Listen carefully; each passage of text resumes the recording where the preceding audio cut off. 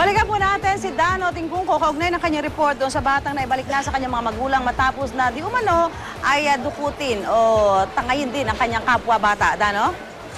Yes, Susan. Ito nga ang kuha sa CCTV ng isang mall sa Caloocan bandang alas 4 ng hapon itong nakaraang Biyernes. Pagmasdaan ng 2 taong gulang na bata na karga ng mas malaking bata. Tila nagpupumiglas ang mas maliit sa pagkarga sa kanya.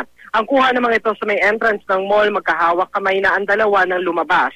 Akalain mong magkapatid ang dalawa pero hindi pala sila magkaano-ano. Paniwala ng mga magulang ng 2 taong gulang na bata, dinakip ang kanilang anak ng isang sindikato kaya agad silang humingi ng saklolo sa mga pulis at sa security ng mall. Isang araw matapos ang insidente sa Shrine of Our Lady of Grace sa Caloocan natagpuan ng bata.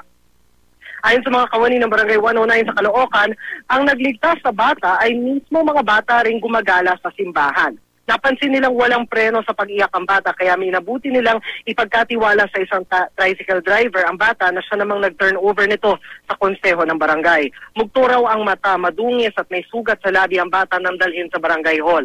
Sa loob ng 3 araw, ang barangay hall na ito ang nagsilbing tahanan ng bata. Matapos sa 5 araw, muling naibalik ang bata sa mga magulang niya sa tulong ng barangay, DSWD at pulisya. Masaya man ang ending ng kwentong ito, Susan, patuloy pa rin nagsasagawa ng investigasyon ng pulisya. Posible naman daw talaga kasing inosente lang ang pagkakatangay sa bata, pero malaki rin daw ang posibilidad na biktima siya ng kidnapping. Susan? Maraming salamat, Dano Tingkungko.